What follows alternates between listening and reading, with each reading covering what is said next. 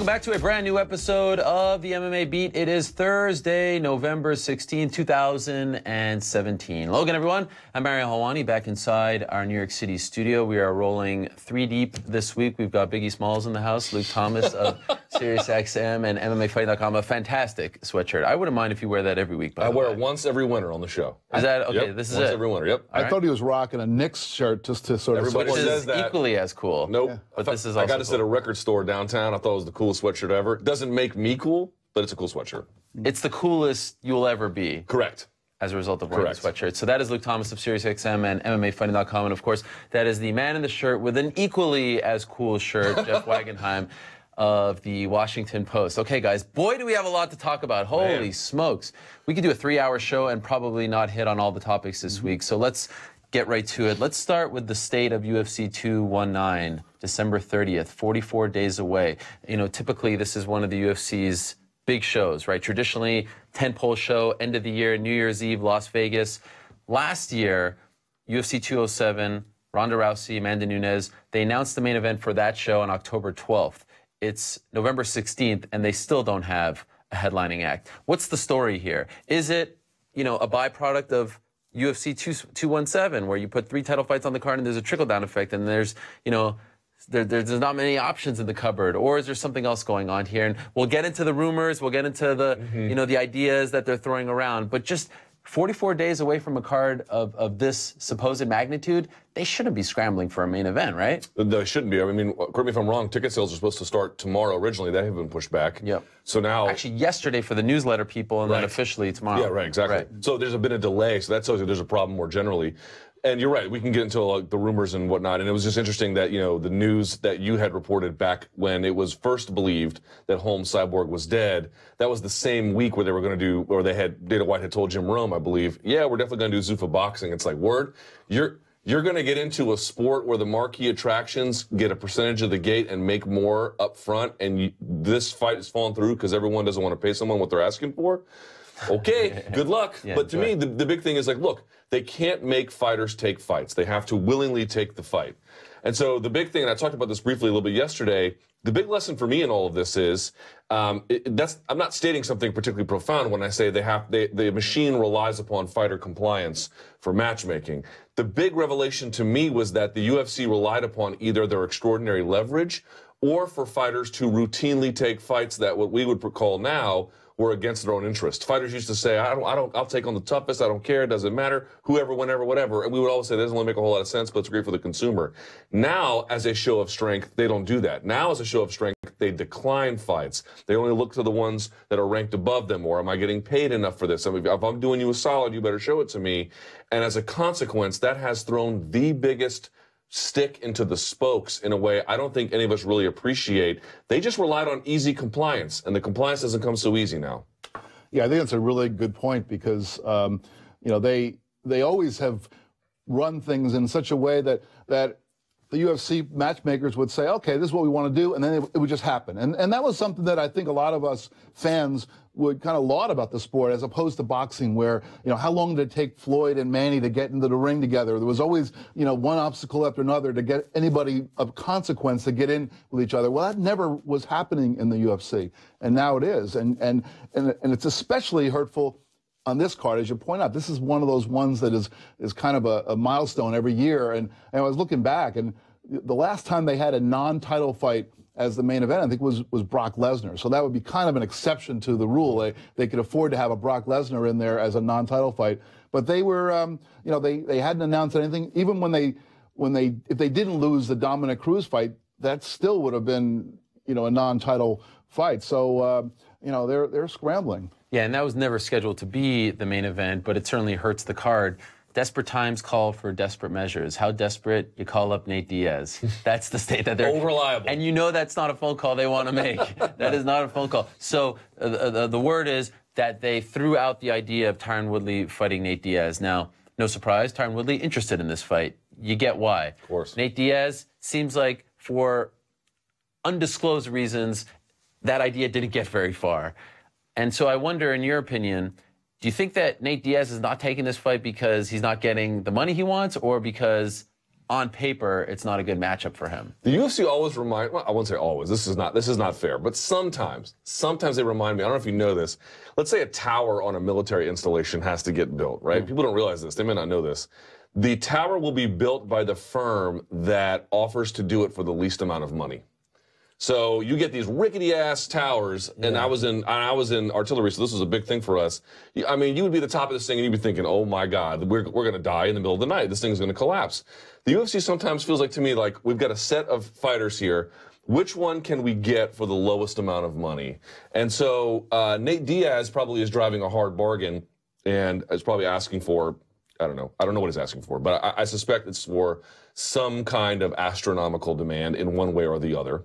And he has all the leverage, though, right? Right. Well, that's the point. Like, he's probably getting into this because if he wins the title, can you imagine what a tyrant he would be at welterweight with a belt around his waist? I mean, this would be cataclysmic. I guess the UFC just doesn't like his chances. But my sole point about this is I think the UFC has found itself in this predicament, and Nate Diaz likes it because he's mentioning his leverage. But the UFC is just trying to see who can we lowball the most. And this is where you end up. But let's also face facts. He should be driving a harder bargain. I mean, the big match we've always talked about him getting is that third fight with McGregor.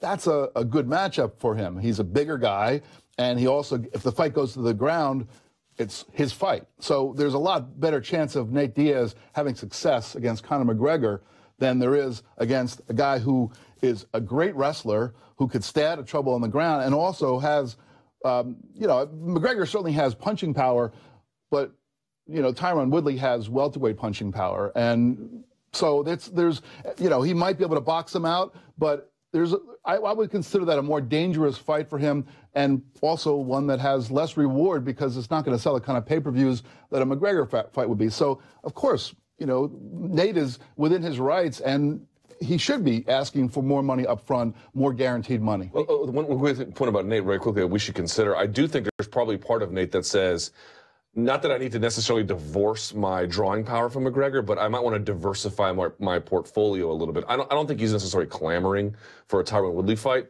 but I do think there's something to be said for, like, if you paid Nate what he wanted to be paid, how often would he take fights? I think he would take fights a lot. Now, whether or not he's worth that payment, you can have that debate, but I just get the sense that if he can make money without Conor McGregor in a way where he's getting the kind of money he wants, I do think you would see him quite regularly. Funny you say that, because I was just going to ask, should Nate not fight until he gets the McGregor fight? Like, let's say he fights Tyron Woodley and it just doesn't go his way. It goes like maybe the Benson Henderson fight. Remember that one a couple of years back? Very one-sided. Does that lower his stock? The McGregor fight is going to come at some point.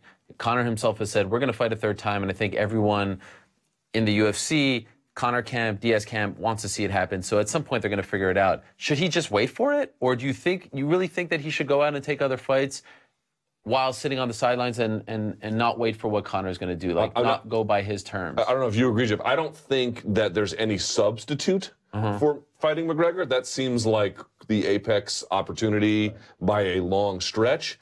But I also don't know that just, McGregor or bust is the best strategy. Now, the welterweight fight, it's not one where I think he stands a great chance, but if they paid him a lot and, on the off chance he wins, as I mentioned before, it's a title shot. There's something to be said for that, I guess, if you're speaking for Nate's interest. Look, I don't know what the right answer is in terms of this fight or that fight, but I just think, Jeff, doing nothing or McGregor is just too limited. Well, I also think that you made a good point earlier when you pointed out how this would be an opportunity for Nate to set his price tag, his value, without a McGregor. I mean, look, those two guys, we know they can make money. We've seen them fight 2 fights, and they've drawn a lot.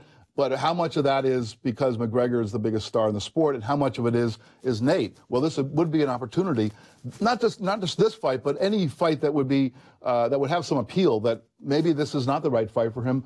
Maybe it's somebody else. Maybe he should be fighting, someone else at lightweight. But there is something to be said for having some other way of assessing your value and being able to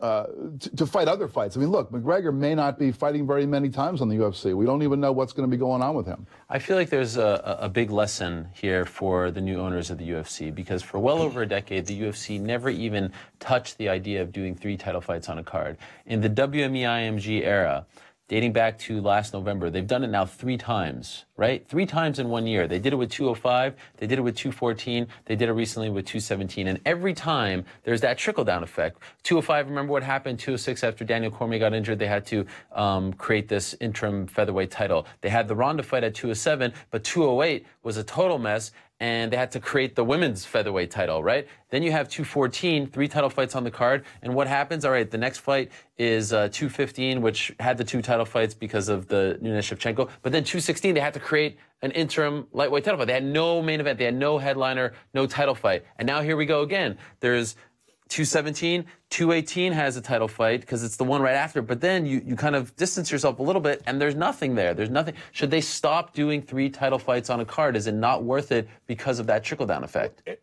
It's hard for me to say that because I was at the Garden earlier this month and it was just an amazing night. Right. It really was. It was a memorable night. It was something that will be talked about for years. And so you do have the opportunity to create something that's really special if you do that.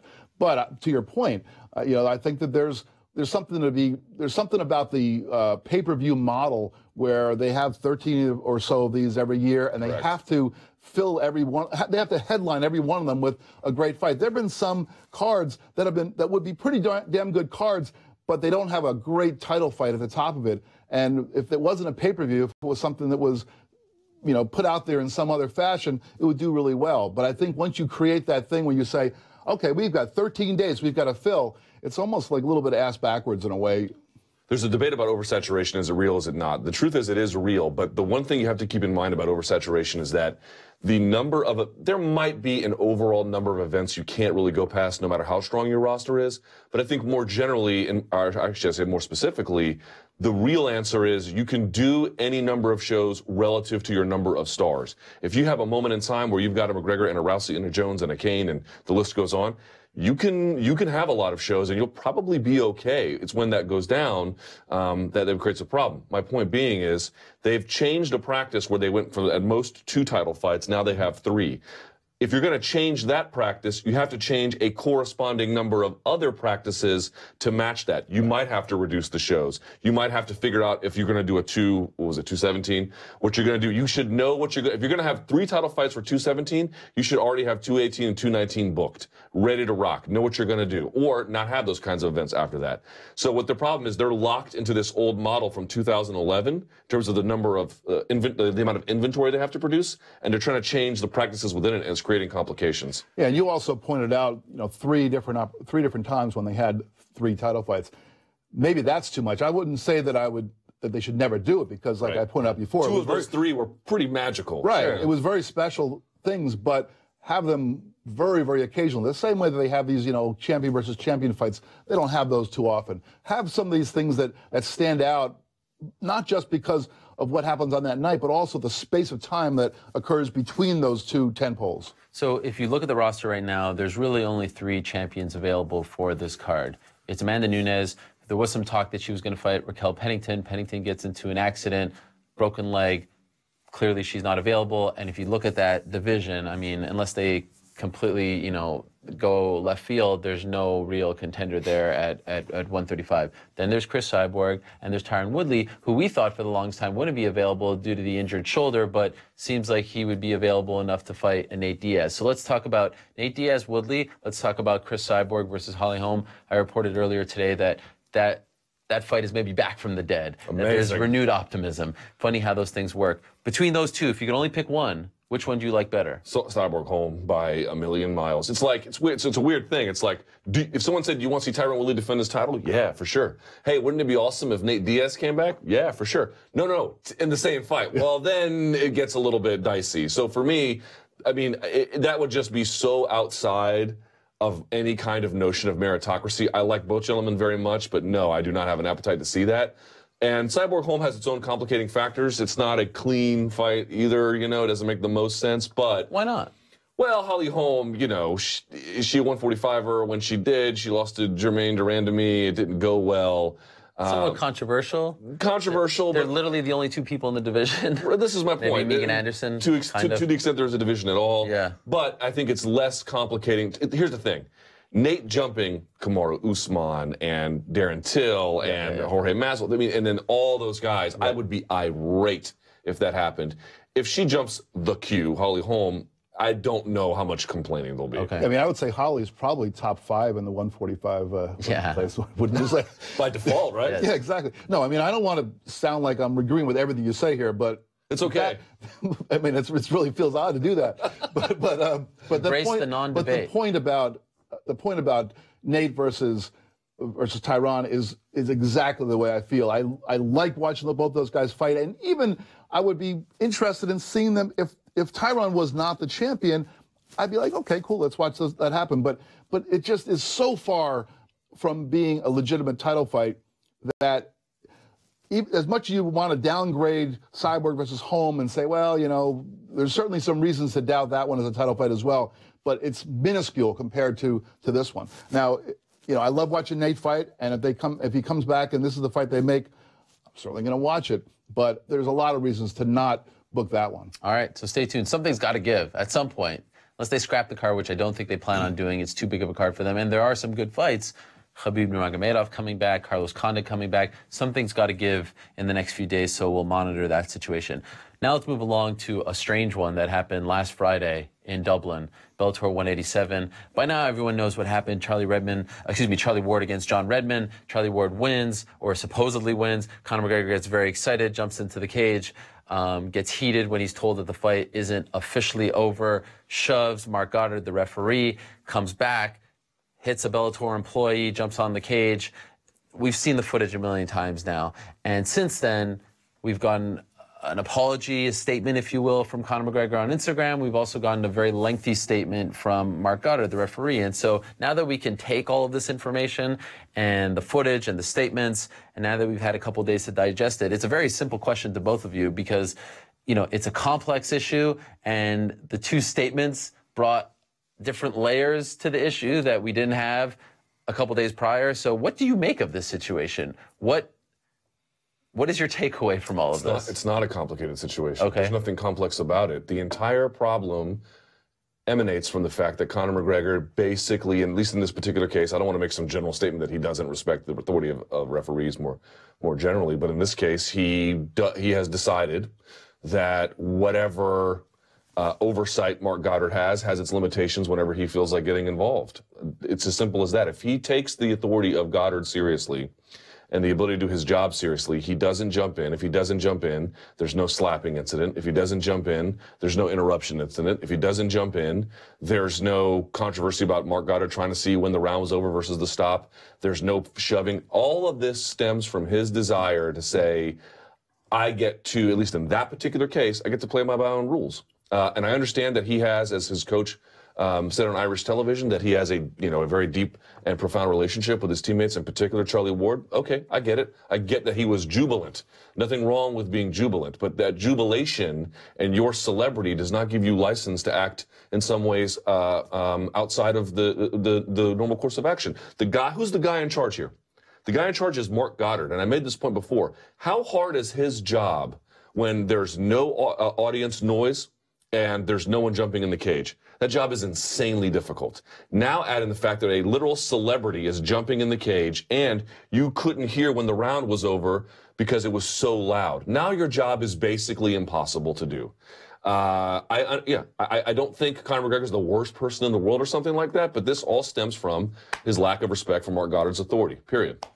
I'm going to take a different tack on this. I also think it's a simple thing, but I'm going to place it upon the ongoing discussion about how the UFC has an intrinsic conflict of interest in anytime it is the authority in sanctioning fighters or doing anything. I mean, we have not seen what the UFC is going to do yet, so it's maybe premature to make any kind of assumptions. But right now, what are their options? The UFC has set a precedent in the past of if you touch a referee, something's going to happen to you. In the case of Jason High, he was cut from the organization and by the commission was suspended for a year.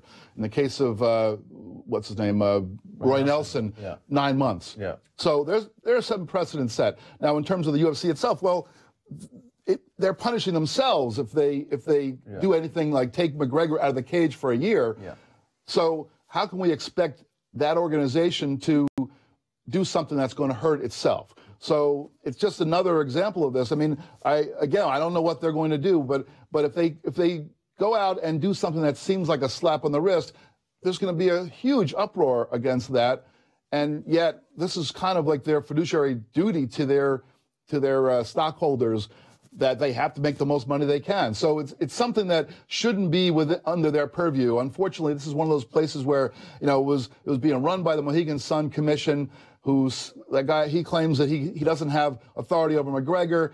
None of the athletic commissions in the U.S., Nevada, California, New York, they're not going to touch this, I don't think. So who's going to be the one that's going to come down on Conor McGregor and say, you can't do all the things that Luke just pointed out? Is he bigger than the sport? Well, we're going to find out that he probably is. And, you know, I don't want to make the assumption before the UFC acts, but I just think that we have to recognize that whatever action the UFC takes or doesn't take is going to be painted with the big brush of, well, this is not just a sanction against McGregor, it's a sanction against ourselves. So Mike Mazzulli, who was the lead regulator that night, sort of acting in the same role that Mark Ratner would act in when the UFC is abroad and there's no athletic commission. As you mentioned, head of the Mohegan Tribe Athletic Commission, also president of the ABC. He said that the UFC told him that they were removing him from the December 30th card. A, do you buy this? And B, if you don't buy this, are you surprised that Audiatar, Conor's agent, told our own Mark Ramundi that this wasn't true?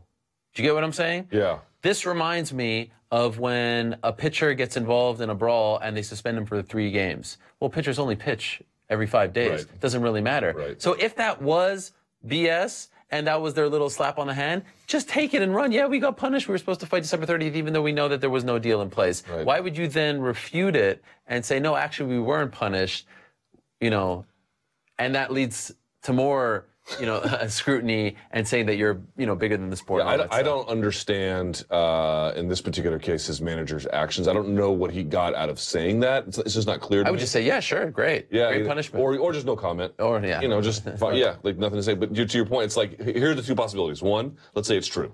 He was removed from 219 because of this. That's the lamest punishment imaginable, number one. Now no indication, though, that he was actually going to be on tonight. Right. Well, let's just presume it's true. Okay. So then it's just lame, or it's just not true, and then whoever is saying this is either confused or lying or whatever. So there's really no positive response here. It's either a dumb punishment or no punishment. In either case, it's a dumb punishment. Okay, what do you make of his statement? So he comes out a couple days ago, Conor, and posts something on Instagram. What did you make of it? Did you feel like it was sincere, that it was valid? I thought the first 3 words were sincere. It was like, sincerely apologize. And I thought the rest was absolute nonsense. Okay. I mean, it was like, I apologize for jumping in the cage because Mark Goddard was, or actually was Mark Gonad or something. Or something like that. That was on purpose? As Conor McGregor do things, but not on purpose. Come on. Okay. Because this referee was making a horrible decision. Now, referees do make horrible decisions, and if that fight had gone, it probably would have been a horrible decision. But, I mean, there's just so many ways in which this is just a disingenuous thing. I mean, I don't know. I mean, it just kind of irks me that he would go from you might as well just keep your mouth shut, I guess. If you do what you did, and then if there's either a punishment or not a punishment, just take it. But once you come out and say, I sincerely apologize, and then you go on for a paragraph and just dig a deeper hole for yourself, I think it was kind of ridiculous. The apology thing to me is just so weird because, you know, Cam Newton's apology, for example, when he was like, oh, a female knows about running routes, like this was like, you know, splitting an atom or something. You know, and only the finest minds in the universe can grasp the notion that wide receivers run routes. His apology to that was like, if you're just, and I'm going to use this phraseology here for a moment, grading apologies, it was perfect. Do I have any inclination he meant it? Nope. I have no way to know and judge the sincerity of it. McGregor's is exactly the opposite. He tries to come across sincere and then doubles down on the Goddard criticism. Let's talk about Mark Goddard here for just a second, because this is really what it centers on. We can have a debate about whether or not, if we're looking at a situation where we all collectively can say this is ethically irresponsible for someone not to intervene, you know, there's a moment in time to have that conversation. We aren't even bordering that territory. You're talking about while there are complicating factors when either Bellator or UFC self-regulate, Mike Mazzulli has done, I would say, his work is exemplary. And then you have Mark Goddard, who is not just a referee. We're talking about one of the best referees, if not the best referee in the world. There is one person who is complaining about Mark Goddard's officiating that night. Guess what that means? It ain't us who's wrong. This is not a moment to debate the competence of Mark Goddard's work. This is a moment to reflect on his authority, and I still come back to that notion, which makes the apology so empty. And we've made a point several times about how one of the reasons McGregor didn't belong in the cage was he was not a registered cornerman. Yeah. If he had been a cornerman and he had jumped in the cage, and presumably the fight isn't really even over yet because Goddard thought that the round had ended. I mean, he, in a sense, would have been risking Charlie Ward getting disqualified. I mean, I think it would have been legitimate for Goddard to disqualify Charlie Ward because of his cornerman's action.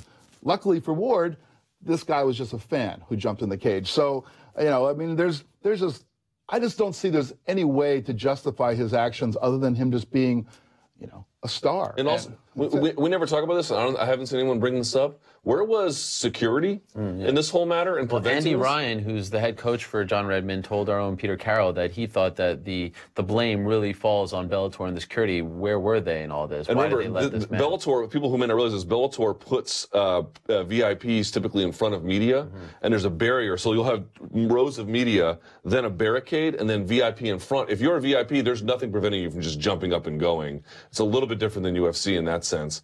And where was Irish police? Like, look, if his name was not Conor, in the end, am I going to lose sleep at night because he didn't get arrested? No. My one request is just please stop doing things like that. Just please stop. I don't need an apology. I don't need you to release a statement. Just stop doing things like that. But the question is, if that was you or me who had done that, we'd be in handcuffs. Yeah, every sport has rules that apply to stars. The NBA, the guys who never traveled, they get the call when they drive. It just happens. It's just star power. And McGregor certainly has that as well. But there have to be some limits to that. There has to be a moment where you say, you can't do that. I mean, if he had jumped in the cage and celebrated with Ward, and then when they told him to leave, he just got out, maybe you give him an allowance for doing something that wasn't right, but okay, whatever.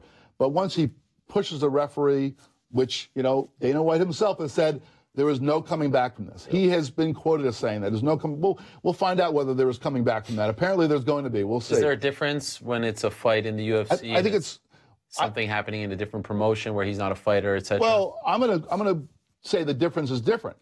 Let's take Jason Hyde. Jason Hyde just got knocked out, so he's apparently concussed. He gets up and he's told the fight's over, and he shoves the referee. This is a guy who's in the fight and is concussed, who's taking an action. And not to say that was right, but there's some circumstance around this.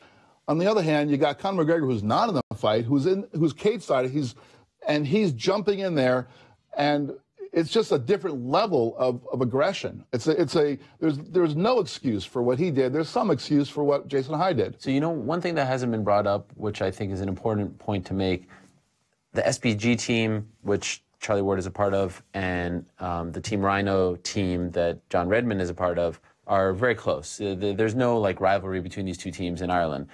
Could you imagine if it was Charlie Ward against, I don't know, some fighter who fights out of ATT or whatever, and the fight isn't actually called off, and they get really pissed off at Conor McGregor? There could have been a brawl in there. You know what I mean? I don't think the coach, but there could have legitimately been a brawl in there. And you have a guy on the floor, John Redmond, who actually gets pushed over in the melee after he had just been knocked down. It could have been a hell of a lot worse than it was. And one thing that I think is really important to note as well, which Mike Mazzulli didn't want to talk about when I had him on my show Monday, which I think is an incredibly important detail that Mark Goddard clarified in his statement, thankfully, he never called off the fight. Right. You know what I mean? Which I didn't realize until he had fully... I mean, I didn't appreciate the nuance of that. It brought a lot of clarity to the situation because Conor's excited, and then you see him get upset, and they exchange words. Well, clearly what was said was, the fight's not over yet. You know what I mean? And so now we're actually interrupting a fight. That's a pretty... As much like people are saying to me, well, what's the difference between this and when Conor jumped in the cage after Lobov beat Ishihara to celebrate with him. Well, the difference was the fight wasn't actually called off yet. The fight wasn't over. Lobov won a decision. The fight went the distance. It was clear the fight was over. And so that's a big issue. Like, that's a big problem. And so I'm happy that he addressed it in some capacity and didn't let it fly under the radar. But, you know, I think Marc Goddard deserves a lot more respect than that. I mean, like you said, one of the very best in the game. You can argue that he is the best right now and maybe the most consistent. And so I'm wondering from both of your perspective, did you feel like his statement sufficed? Like, he hasn't gone on a media tour. He kind of just stuck to that statement. Do you feel like he did everything that he should have done? Can he be scrutinized at all in this situation, or is he doing all the right things as well? You know, is he on the up and up here? My sense is, did he act perfectly? Probably not. There are probably some things you can point to in the course of his decision-making where they could have been done a little differently, but that's not, I think, the relevant question to ask here.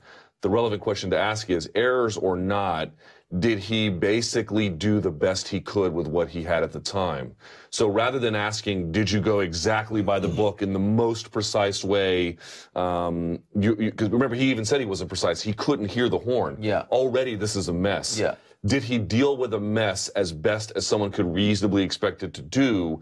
And I think the answer to that question is a resounding yes. I just don't know how you can say no. Jeff, clearly there's an issue here now with Conor and Marc Goddard. Dates back to a fight that he had in Cage Warriors against a fighter named Dave Hill. Goddard was a cornerman, one of his students. And then, of course, what happened in October when Lobov fought in Poland, and he was reprimanded for, you know, following the action and speaking too much during the action. Should Goddard not referee SBG fights anymore? Should they just remove him from this so that we don't have any more incidents? This incident happens, yeah, and now we're talking about the possibility of a person being punished, which should be happening, but we're talking about it being Marc Goddard being removed. No. I'm not saying. I'm just saying. Look, but I mean, I realize. I'm not saying punish. Well, it is a punishment. If you are saying these guys, you can't referee those guys, you're essentially punishing him. You're not suspending him, but there's absolutely nothing should happen to him. If there's anything that should be happening, it should be happening to McGregor, and we'll see whether that happens. It probably won't. Then let me ask you, what should happen to him?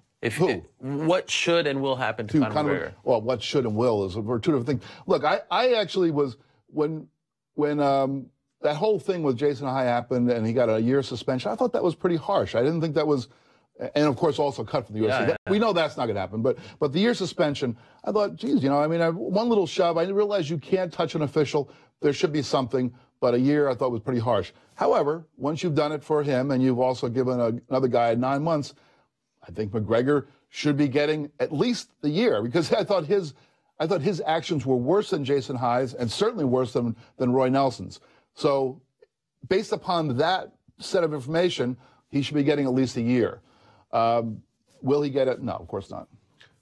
You think he gets anything? I don't think he gets anything. No. Okay. I mean, he might get a simple fine, maybe from. Well, he got pulled from 219. Yeah, right. Oh, of course, yes. How can I forget that?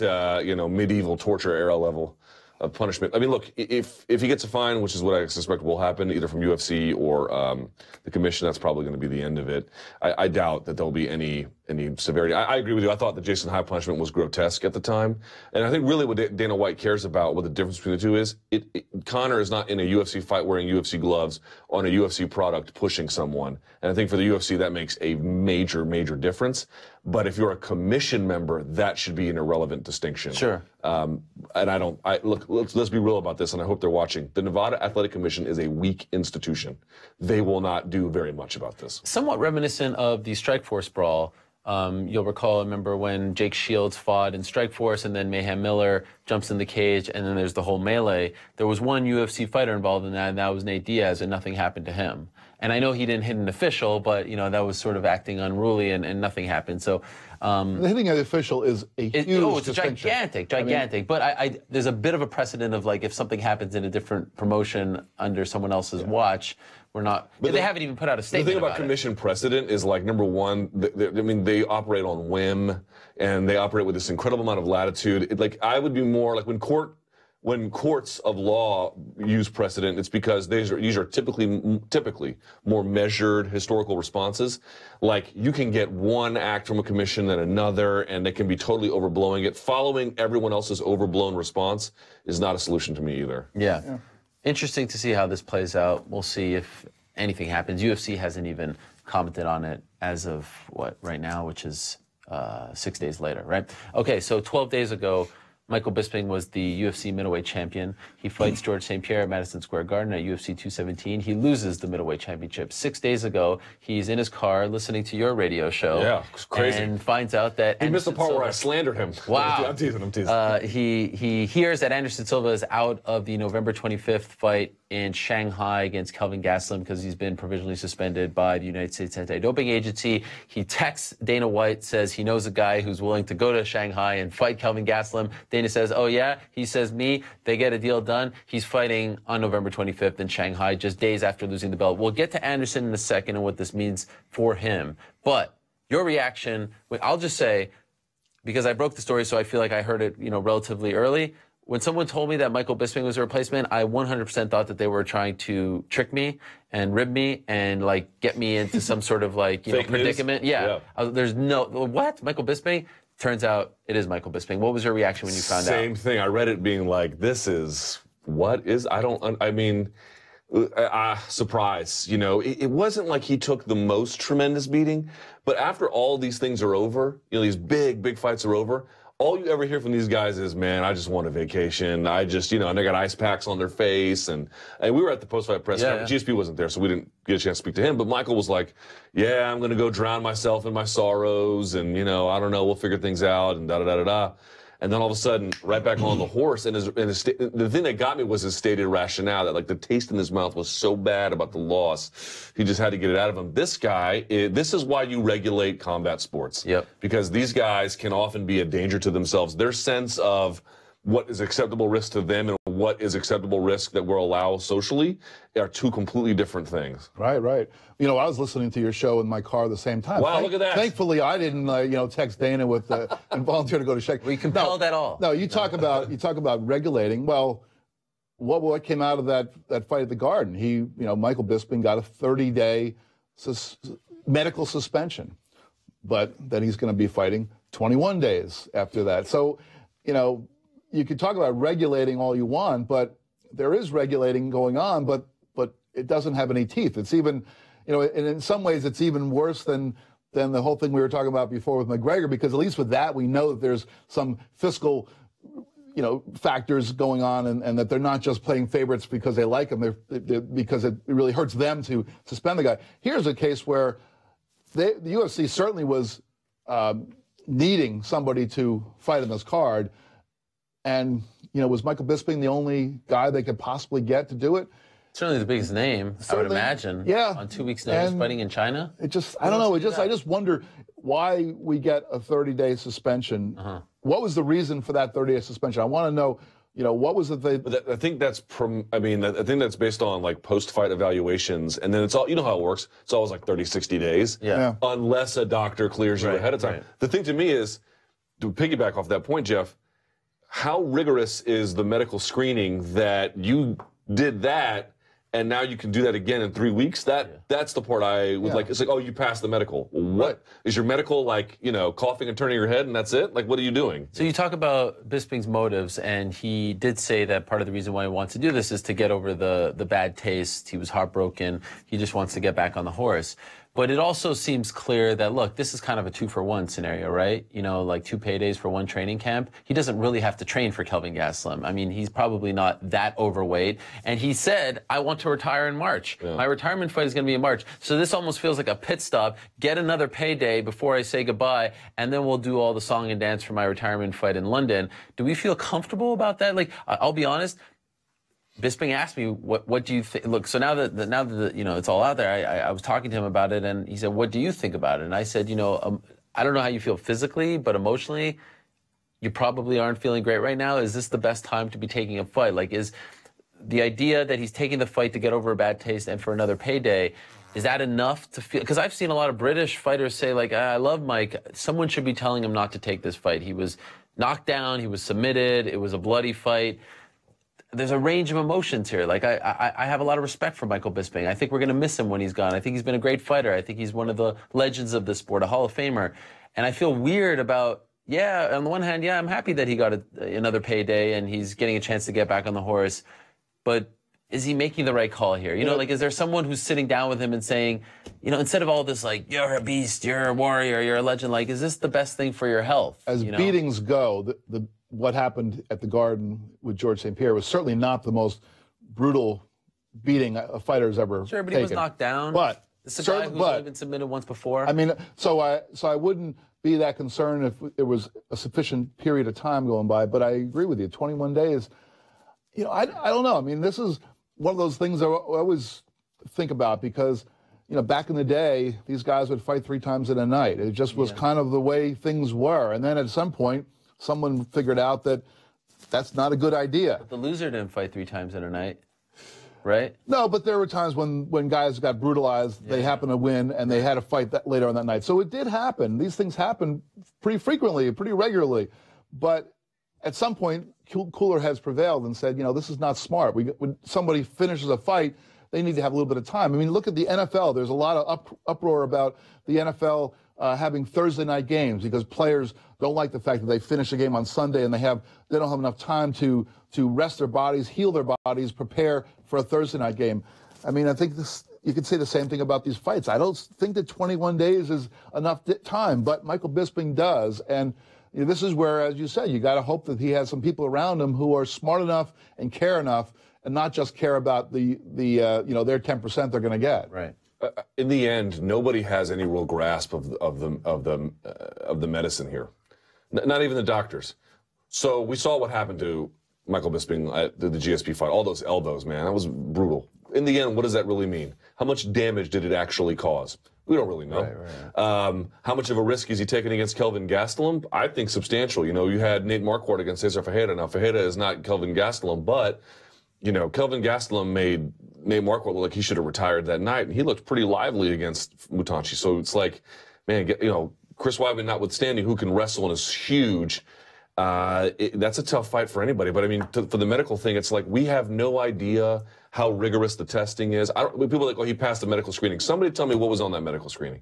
I have no idea what it was. Someone tell me how rigorous it is. Someone tell me what on that gives you a clear indication of what he actually went through. Unless a bone is broken or a lung is pierced or skin is cut open, they can't quantifiably tell you really anything. So to me, we're flying blind on this one. Maybe it's a big deal, maybe it's not. We really have no idea, and that uncertainty gives me pause. Jeff, let me ask you this. We're almost 45 minutes into this show, and we've yet to really address Anderson Silva. This is supposedly one of the greatest fighters of all time, and he may have just failed his second drug test, potentially for a PED. What do you make of it? And as of right now, it's provisionally suspended. He is not officially guilty, and we don't know what the substances that he potentially popped for back in late October in this out-of-competition drug test. But as things stand right now, like, how do you feel about Anderson Silva, and where he goes from here? You know, it's not specifically Anderson Silva, but just in general, I kind of get numbed to this whole idea. I feel like every week we hear this, we get another news report of somebody failing a drug test for something, and now it's Anderson Silva for the second time, and I guess I'm not as, oh my God, as I would have been at some point in the past. Also, the fact that it's the second time, that's also a concern. I really don't know. Have they even said what it was? No. So that's also a thing, because there are a lot of different ways in which somebody can fail a drug test. So I guess I'm kind of, I saw the Michael Bisping statement about how, you know, his legacy is shot. And that, you know, in a way, that's kind of stabbing yourself in the heart, Michael, because you beat him and you want to build that guy up and say, I beat one of the legends. But if you say that his legacy is shot, that's kind of diminishing one of your own victories. And I would just look at it and say, well, I'd like to see what it was that he failed for. And I don't know. I mean, I guess his legacy is taking a big hit, but the guy that I saw dancing around the cage and doing all kinds of stuff, it's hard for me to quantify how much of that was something that was fake. Luke, let me ask you this. Just curious, because you've been critical of the USADA relationship with the UFC. Once this deal is up, should the UFC move on from this? Or once you get involved, is there a point of no return where backing out just looks worse than any troubles that come along with, you know, fights falling out because of these random drug test failures? People are going to find this blasphemy. I don't fundamentally believe that the UFC is in bed with USADA because they really deeply care about anti-doping, nor do I think they should. I think they're doing it as cover in the event of a traumatic injury or death. That's what I really think they say. Because if you're the Ultimate Fighting Championship and someone has it, and it's inevitable, someone's going to have a super traumatic injury or death. When, I don't know, you know, God forbid, but it will happen. This provides some kind of legal and public relations cover. I firmly believe that is the only reason why it happens. So if that's your reason, you know, you caught the tiger by the tail, what are you going to do about it? If you're asking me what I would prefer commission level testing, and then if individual fighters want to use a VADA system where you know the two parties involved agree. Because here's the deal: if you're what's called a clean athlete, which I don't like that description, but let's say we want to use that, you do have a right to compete in a way where that's not in question. Your opponent should be the same level as you. But that can only really be guaranteed in certain respects. But so if the two parties want to agree to it, that would be fine. But if two parties don't want to agree to it, I'm also okay with that. Here's the thing about this. Look, if you're a fan, you have a very simple choice to make. Either for you, greatness is measured after USADA got to the sport, or it's not.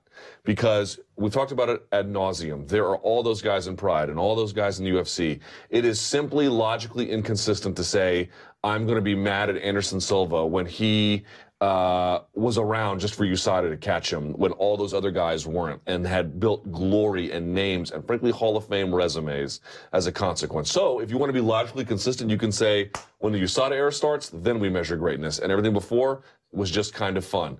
Or like me, you can say this is how the sausage is made. This is how the sausage is made, and I really am not morally troubled by it. Okay, let's move along to another topic as we are approaching the end of the show here. I want to talk to you guys about the Bellator heavyweight tournament that was announced almost a week ago, around 6 days ago. So they're finally going to crown a heavyweight champion. It's about damn time that they do that. And they've got 4 actual heavyweights in the tournament and 4 non-heavyweights in the tournament. They've got Roy Nelson and Frank Mir and Fedor Emelianenko and Matt Mitrione. And then they also have Quinton Rampage Jackson and Ryan Bader, King Mo, and Chael Sonnen. And so there have been some reports of Fedor Emelianenko versus Frank Mir being one of the fights. Confirmed that. Some talk of Rampage versus Chael. Rampage not happy about that, but that seems to be the direction. And so the other matchups are kind of working themselves out. You can kind of figure out what they are. Do you guys like this? It's not the Strikeforce Heavyweight Grand Prix. Not even close. It's not even close. But do you feel like this was the smart thing for them to do in order to crown a heavyweight champion? I love it. Yeah. I love it a lot. Even though there's not... If Bader wins, it creates some complicating factors. You know, okay, we'll see how that goes. But look, could you have picked a few different heavyweights? You know, people are like, why isn't Chet Congo in there? Man, you know what? This is a... Look, everybody, when the Strikeforce Heavyweight Grand Prix was announced, I remember my Twitter feed being like, this is a dumb idea. This really? Oh, yes. I distinctly recall this. It's going to fail. What are they doing? And in the end, yes, there were some hiccups. Fedor never fought Uberim, and ultimately an alternate won the whole thing. But it also produced some really, really memorable action, and I have very fond memories of it by and large. This is not the same thing, as you noted, but they're putting together interesting combinations in a way that you wouldn't really think of. And if they make that Mir-Fedor fight, that to me is really kind of fun. So, look, am I expecting some kind of super-duper authenticity to a Bellator heavyweight tournament? I think that relying on that kind of posture is the real problem. Sit back, relax, and see what comes of it. And if it's bad in the end, well, then it's bad in the end. Yeah, I mean, my recollection of the Strikeforce one was that it was going to be kind of a Fedor showcase, that he was going to go in there and do what he'd always done to other guys, and look what happened. First fight, he gets in there, and Bigfoot just clobbers him, and so that just changes the whole paradigm, and then the whole thing sort of starts to fall apart. And who emerges? But as you said, Daniel Cormier comes in. He suddenly, in a sense, that really built his star power as an MMA fighter. So as much of a hot mess it became, it also kind of was a good thing. And I think that's where the parallel would be for this. I don't expect that the 8 guys who are in this thing, something's going to happen. Somebody's going to drop out. Someone else is going to jump in. Maybe this new WWE guy is going to get, thrown in there with one of these guys. Who knows? But something's going to change. And I think it's just, it's kind of fun. The UFC, Bellator has made a business out of having these like freak show things go on, and some of that stuff is like hard to even look at. But this is, mostly legitimate, fighters still. Some of the guys are over the hill and probably on the last legs of a career, but they're all guys who at some point have been good, and it's going to be a fun thing to watch. I'm enjoying it. Is it important to keep it within a year? Because, look, like Frank Mir can't fight until April because of his suspension, and so this thing's going to be staggered. I feel like if it drags too long, then people lose interest. Like, you kind of have to keep it contained. I mean, I don't know if there's going to be interest that's going to be moving along with it anyway. I think that there'll be interest in the lead up to each one of those different fights, whenever they have the fights. So I think they can spread out however they want. I don't think there's a fan base that's out there clamoring, oh man, I just can't wait till they get a heavyweight champion over here in Bellator. I think that they just have 8 guys who are all in one way or another interesting to see, and they're going to put them in there against each other in a little bit of not a round robin, but an elimination tournament. So, just let it play out however it plays out. In the old days of MMA, and I'm not talking about like the tournament days, I'm talking about, 5-6 years ago, it was always a tournament. It just wasn't called a tournament, right? Like there were the top 8 guys and they fought each other on their way. Now it's, a complete, it's a complete mess at times, particularly in the UFC, as we talked about earlier. So this is a way of kind of containing it so no one goes off the rails and says, you know what, I don't want to fight. Maybe Rampage Jackson is that guy who, ends up having to fight Ryan Bader in the finals. Can you imagine that if it's a rematch of that fight from UFC 144? He hated that fight. Yeah. So, maybe that could happen. But this is a way of, it's nice with the bracket and you know who's going to fight who. It's kind of fun for fans. Who is the favorite, by the way, in this tournament? Like, as of right this moment? I haven't seen any odds. Maybe Mo? I mean... I'd have to go with Bader. Bader? Yeah. I would say Bader. I would say Bader. Right? That's crazy. I mean, if he and Mitrione tangle and Mitrione can keep the thing standing, then it's a different story. But I don't think you can keep it standing with Bader. And look, there's going to be some failure in this whole thing. Look, it's inevitable. Yeah. Even consider the flyweight tourney, the 4-man tourney that UFC tried, and that was a disaster because the officiating crew jacked it all up. So there's a lot of different ways this can go wrong, but it's Bellator. Like, ease off the brakes here a little bit and let's just see what happens. So there's another chapter in the wrestler turned MMA fighter saga. I'm sorry, who? The pro wrestler turned MMA fighter saga, not amateur wrestler. Now, well, that too. Yeah, that is true. There is a gentleman by the name of Jake Hager, but WWE fans know him as Jack Swagger, former WWE heavyweight champion, former ECW champion, but also, as you alluded to, an All-American at the University of Oklahoma in his collegiate wrestling days, and no slouch, had a nice run in the heavyweight tournament back in the day as well. He announced on Monday that he is signing with Bellator and that he is going to debut for them in around mid-2018. Dying to get your take on this, Luke. What do you make of Jake Hager, a.k.a. Jack Swagger, coming over to MMA? We'll see how good he looks, and he's not jumping right to the UFC. Big boy as well. He's huge. He's 65, yeah, he's 65. Huge. He's huge. So the thing for me is, it's the same with Dylan Dennis, I know we'll talk about Mackenzie Dern later. It's like, well, in this case, it's just for Bellator, but Bellator has the ability to take somebody who may not be all that great at fighting yet, but has a name, and they can nurture him along. And look what happened to Ed Ruth. Not a pro wrestler necessarily, but a decorated collegiate wrestler. And hey, he's coming along just great. Bellator's really good about that. So I like the signing in terms of the two pairs. And look, I got a real simple rule about this. Brock Lesnar was a real athlete and was a real competitor. Yes, he was all the pro wrestling stuff too, but he was a credentialed athlete. So when he came over, he was able to be competitive pretty much right away. I'm not expecting that from this gentleman, but look, my issue with CM Punk is I'm not saying pro wrestling is not insanely difficult or it's not taxing on your body or that you don't have to do incredibly acrobatic things, but he had no real athletic credentials to speak of other than his success in that. And I take that seriously. I really do. I'm not even trying to do a thing here. But hold on. To me, that's not the same thing as Brock winning a national title in wrestling. To me, that's not the same thing as this guy being All-American. Those are real athletes. So you got a real athlete with a professional wrestling fan base. Let's see what he can do. Now, this guy was a All-American wrestler at Oklahoma 11 years ago. So you have to acknowledge right now. You have to acknowledge that he's a 35-year-old guy who hasn't competed in 11 years. And, I'm not a WWE guy. I mean, my reference of pro wrestling, pretty much ends with George the Animal Steele and Captain Lou, those guys. But I thought you were going to say Ed Strangler Lewis. No, that's before that was during my childhood probably. But no, but even I, who I don't follow WWE at all, I knew who Brock Lesnar was. I knew him not so much for WWE. I knew him because he had tried out for the Minnesota Vikings, and so I knew that. Really? That's how you knew him? I knew him from that, and I knew that, and that sort of. Then I figured out he was a wrestler, but I'd never really seen him. Okay. I had no idea. I had heard the name CM Punk. I had no idea who he was, what he looked like, or anything. But at least I'd heard the name. This guy, was it Jack Swagger? I literally had never heard the name until I heard this announcement the other day. Where have you been? So if you're talking about people who are not closely following WWE, maybe they've heard of CM Punk.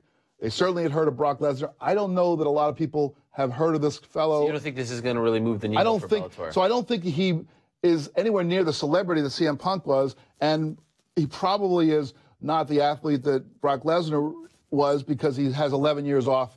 So I think it's going to be much lesser of an impact. What good is it, though? I agree. From what I can tell. Had you heard of him, though? I had heard the name, but honestly, you could line up 50 donks. I couldn't have picked them out.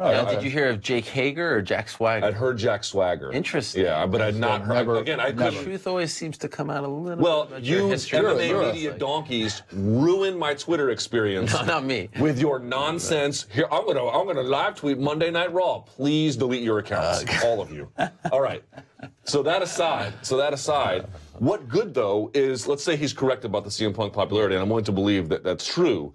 What good is that, though, if you put one fight in, the guy gets smashed, and they don't know what to do with him? This guy might not be nearly as popular, but if you've got a wrestling background, man, you can build on that. Sure. So it may be half the reward, but there's much more to believe in down the line. Yeah. Do we also agree that in a situation like this, and we probably could have said this about the CM Punk situation, Bellator's the right place for someone like Jack Swagger? Totally.